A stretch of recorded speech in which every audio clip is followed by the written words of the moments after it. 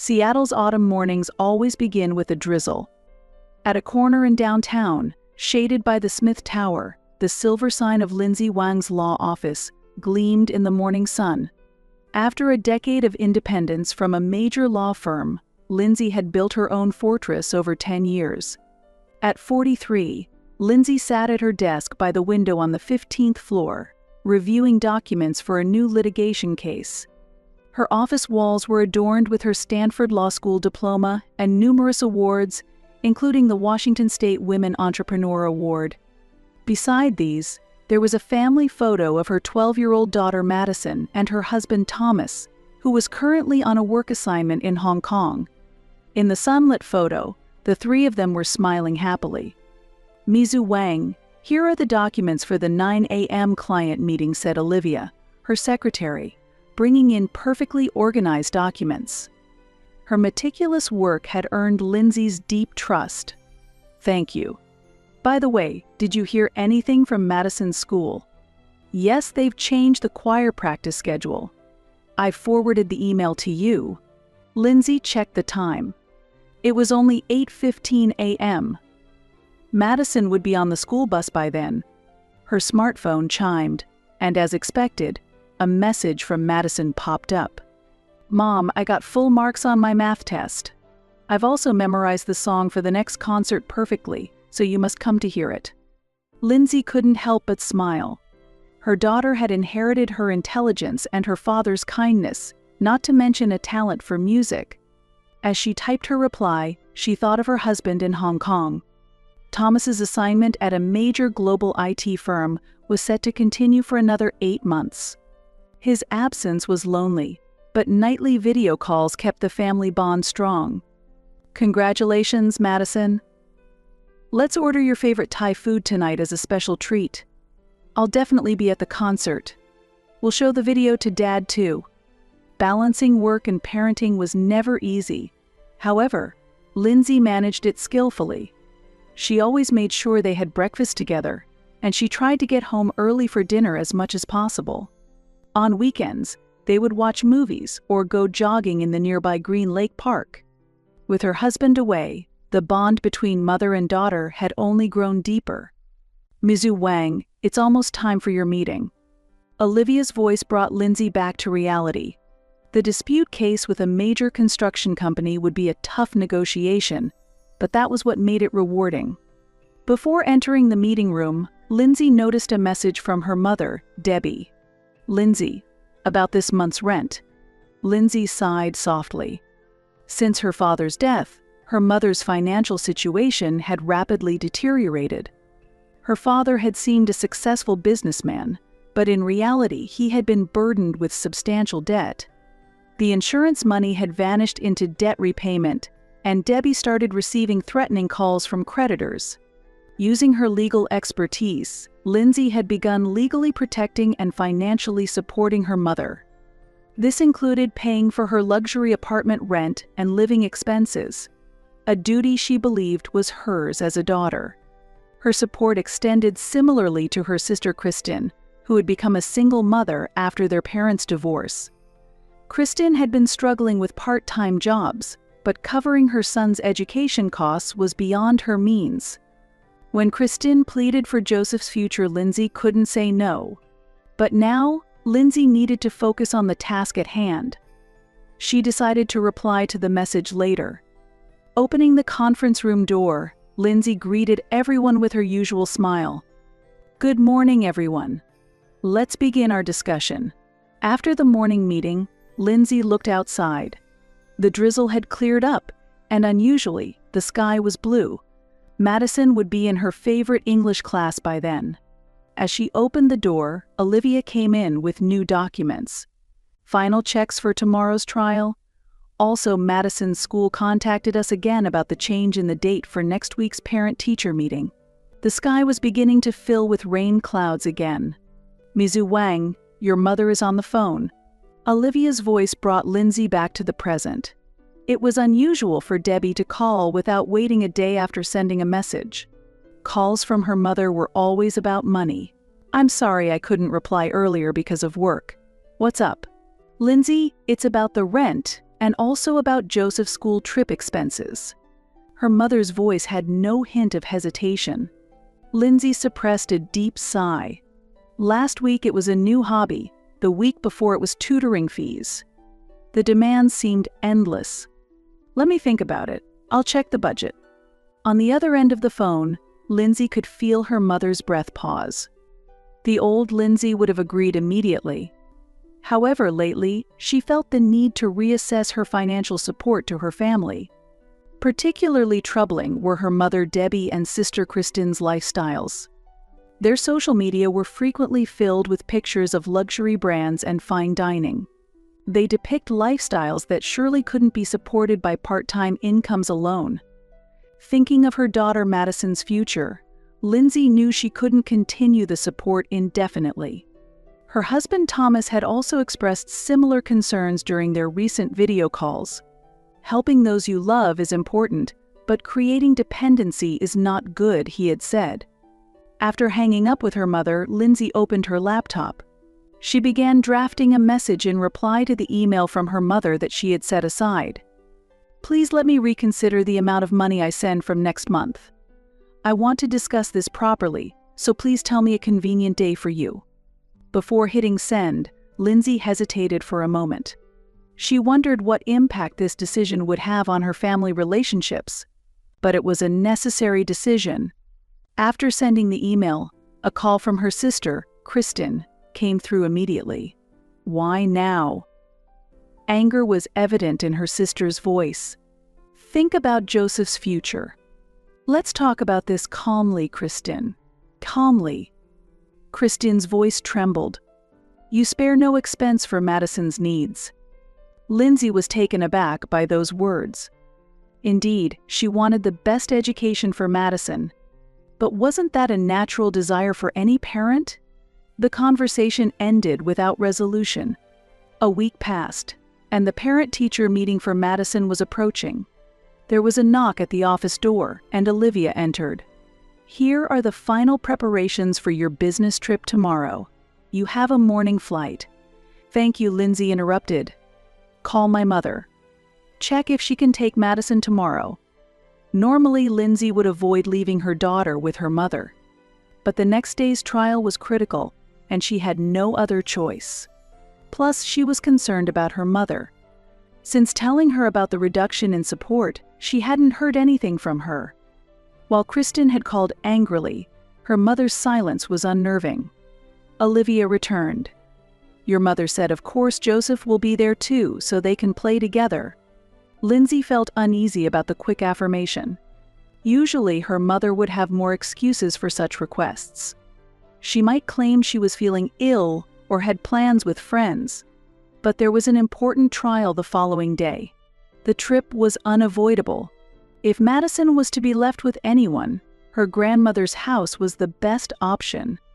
Yet deep down, a sense of unease grew. During dinner with Madison, Lindsay asked her daughter, "Is it okay for you to stay at Grandma's tomorrow? You can play with Joseph." "Yeah." Madison hesitated, then added, "But lately, Joseph has been avoiding me." Lindsay listened closely to her daughter's words. Joseph's change in behavior, Kristin's irritation, her mother's unnaturally quick agreement to take Madison.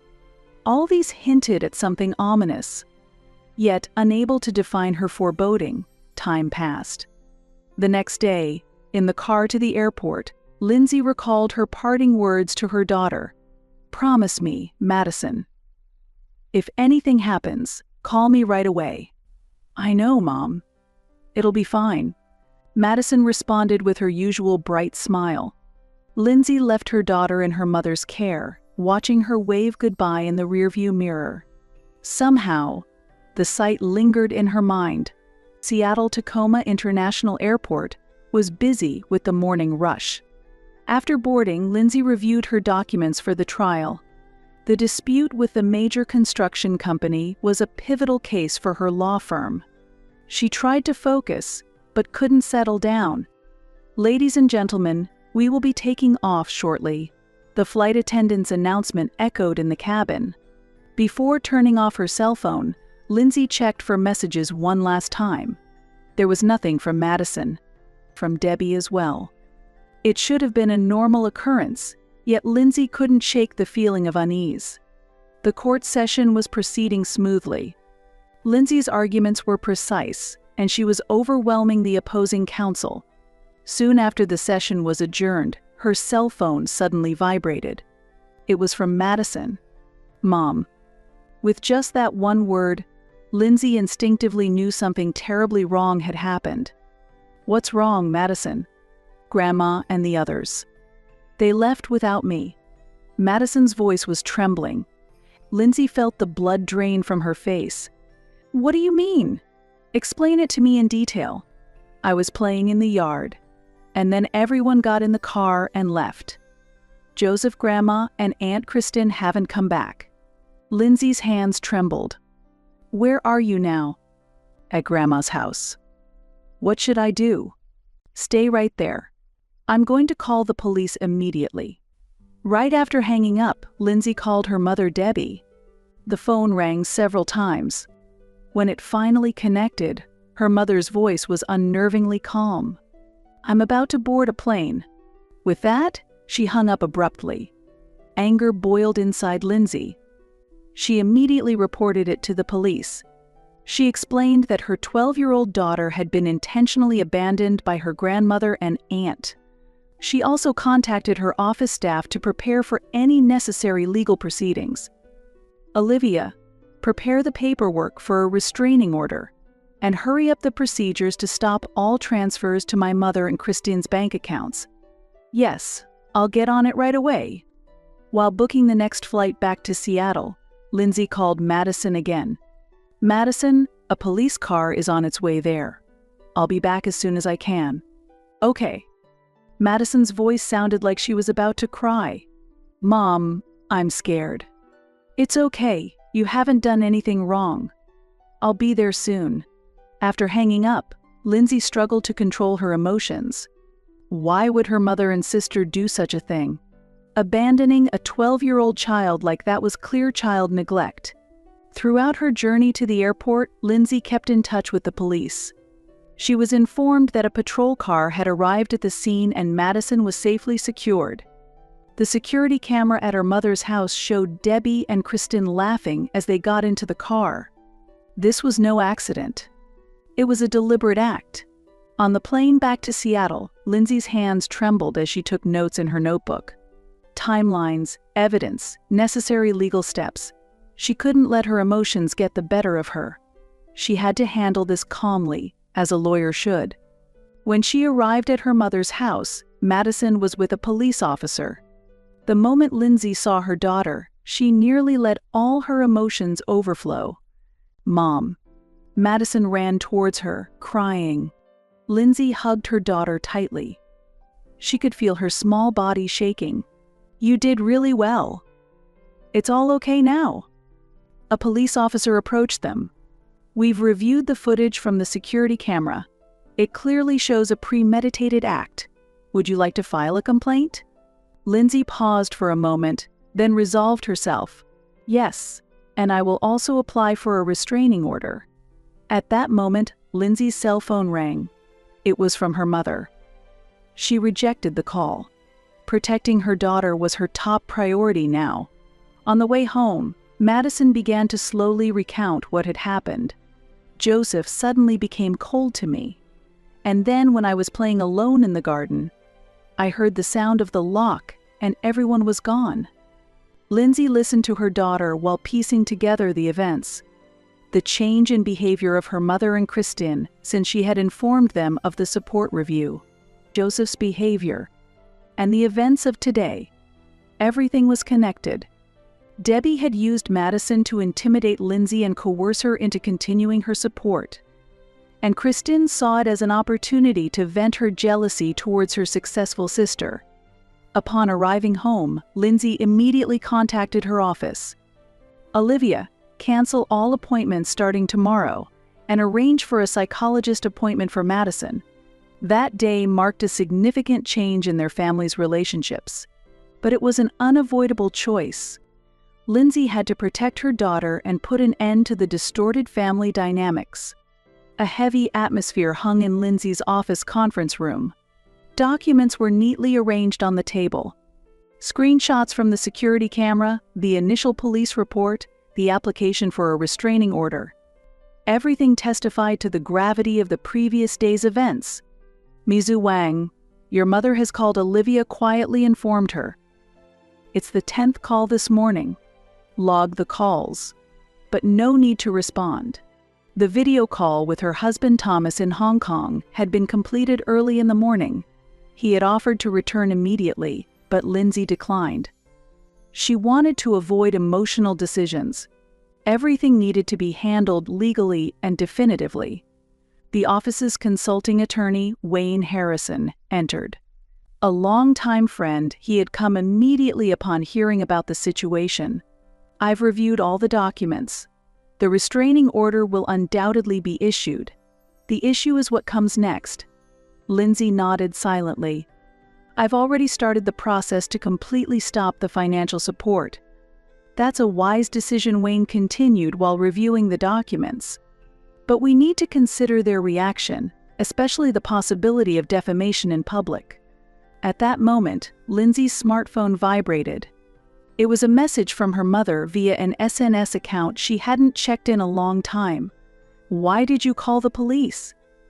"It's a family matter. Madison wasn't in any danger, it was just a lesson." Lindsay's hands shook. A lesson?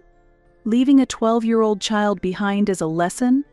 There was a twisted intent to make Lindsay and Madison realize their vulnerability. "Don't get emotional," Wayne quietly advised. "They will certainly try to use your reaction against you." He was right. Lindsay took a deep breath and calmed herself. Her over 20 years of experience as a lawyer was being tested. "Did you manage to get an appointment for Madison's psychological counseling?" Lindsay asked Olivia. "Yes, tomorrow at 3 p.m. with Dr. Allison Gale." Her daughter's psychological care was the highest priority. Last night, Madison had been tormented by nightmares. Waking up, she'd anxiously asked, "Mom, are you still here?" Hearing that, Lindsay's heart felt like it was being torn apart. Lindsay, Wayne spoke in a low voice. "Do you know your mother and Christine's financial situation?" "Yes. My mother's rent, Joseph's school fees, and other living expenses. Stopping all that will make their lives unsustainable." "I know, but that's the consequence of their choices." Then a call came from the office reception. Kristen was there. "Turn her away," Lindsay instructed immediately. However, Kristen's voice could be heard in the hallway. "Lindsay, listen to me. It was for Madison's sake." Lindsay closed her eyes. Kristen thought by hurting Madison, she could control Lindsay. Her sister's cries brought back memories of their childhood. The smiles, the days they played together. Now, those memories were like deep cracks in ice. "Should I call security?" Olivia asked, concerned. "Please do." A few minutes later, Kristen's voice faded away, but its echo lingered heavily in the conference room. "It's not over yet," Lindsay said quietly. "They will surely try something." Wayne nodded silently. "That's why it's crucial to document everything and preserve evidence." That was exactly right. To not be swayed by emotions, and to record everything. That was the top priority. In the afternoon, Lindsay left the office early. It was time to pick up Madison from school. Upon arrival, she saw her daughter chatting happily with friends. However, as soon as Madison saw her mother, she ran over. "Mom, you came to pick me up just like you promised." Hearing this, Lindsay's heart ached. The fear of being abandoned still lingered deep within her daughter. "Of course. I will never leave you behind." On the way home, Madison talked about her day at school. It was a normal conversation. Yet Lindsay felt the depth of her wounds through her occasionally anxious expressions. When they got home, there was a message from Debbie on the answering machine. "Lindsay, please, let's talk. It's terrible for the family to fall apart over something like this." Lindsay deleted the message before it even finished. There was no going back. This was not merely a family dispute but a clear act of harm. At night, after Madison had gone to sleep, Lindsay was in the study preparing for the next day. The restraining order hearing, counseling appointments, and final checks on stopping financial support. Everything had to proceed without delay. It was the only way to protect her daughter and herself. A month had passed, and Lindsay was looking at the changing autumn scenery from the office window. On her desk monitor, there were notifications of Debbie's unpaid rent and Joseph's expulsion from school. After the restraining order was issued and all financial support was stopped, the anticipated consequences had begun to manifest one after another. Olivia brought in new documents. They were communications from Debbie and Kristen's representative. Initially, they had threatened to sue Lindsay for defamation. However, the clear evidence from the security camera footage made those threats empty. Schedule a meeting with their representative, Lindsay instructed calmly. She was determined to avoid emotional responses and handle everything through legal procedures. That was the best way to protect herself and her daughter. The previous night, Madison had a peaceful night for the first time in a while. The bi-weekly counseling was starting to show effects. According to Dr. Gale, Madison's recovery was progressing well. Still, the occasional anxious expressions tightened Lindsay's heart. "Your mother has moved out." Olivia's voice brought Lindsay back to reality. She left the upscale apartment in Bellevue last week. She was 3 months behind on rent. Lindsay nodded quietly. Her mother's new address was a state housing unit in the outskirts of downtown. It was a place unimaginable from her once elegant lifestyle. "There's also news about Kristen," Olivia continued. "Joseph's father, having heard about their plight during a visit, has gained custody. Kristen has been ordered to pay child support. She's living with your mother now." Just then, Wayne entered with new information. "There's something you should know," he began carefully. "Yesterday, Kristen was caught shoplifting at a local supermarket. It seems to have been settled by a plea agreement." Lindsay closed her eyes. Her sister's downfall was starkly apparent. "And there's more," Wayne continued. "Debbie was seen lining up at a church charity. She was there to receive food assistance. Such assistance would have been unthinkable for her mother in the past. The days when she enjoyed shopping at luxury boutiques felt like a distant past. All her posts on social media have been deleted as well," Olivia continued the report. "Photos of luxury brands and memories of overseas trips that had been posted before are all gone. The life of pretense had completely collapsed. The days painted over with vanity and dependence had crumbled entirely." From a legal standpoint, Wayne, as an expert, added his perspective. "Their current situation underscores the justification for discontinuing the support. It proves that their former luxurious lifestyle was entirely dependent on your financial aid." Lindsay nodded silently, processing the situation with restrained emotion. This was the result of a decision she had made, a necessary consequence. "Mom, look." In the afternoon, when Madison returned from school, she excitedly showed Lindsay her artwork. "My teacher said we should enter it in the art exhibition." Seeing her daughter's smile, Lindsay felt a sense of relief. Madison had been incredibly strong. Although her school performance had temporarily dropped after the incident, it was now returning to its previous level. "Congratulations, it's a wonderful piece." During a video call with Thomas, he too was pleased to hear about Madison's recovery. He had managed to shorten his assignment abroad and was scheduled to return next month. At the Seattle-Tacoma International Airport arrival lobby, Lindsay and Madison waited for Thomas to return from Hong Kong. "Dad's here," Madison exclaimed joyfully. "Welcome back," Lindsay said as she hugged her husband. "It's good to be all together again." As they got into the car, Thomas turned to speak to Madison in the back seat. "How's school, Madison?" "Yeah, it's fun. Next week is the Winter Music Festival. I've got a solo part on the piano." Madison's voice lacked the anxiety it once held. She was showing a maturity beyond her 12 years. Normal family times, normal happiness. Yet, Lindsay deeply felt that such normalcy was anything but taken for granted. The next morning, Lindsay went to the office early. There was a letter from her mother on her desk, marked as already opened. It had been delivered through legal procedures. "Lindsay, I won't ask for forgiveness anymore. I just hope you and Madison are happy." After reading the letter, Lindsay sighed deeply. Forgiving and mending the relationship were two separate matters. Now, she wanted to focus on building a new family structure. No more fears, no more worries. When she got home, Thomas had already returned and started preparing dinner. The delicious smell wafted from the kitchen. Madison had started practicing the piano in the living room. Her parents listened attentively to her playing. The music filled the room.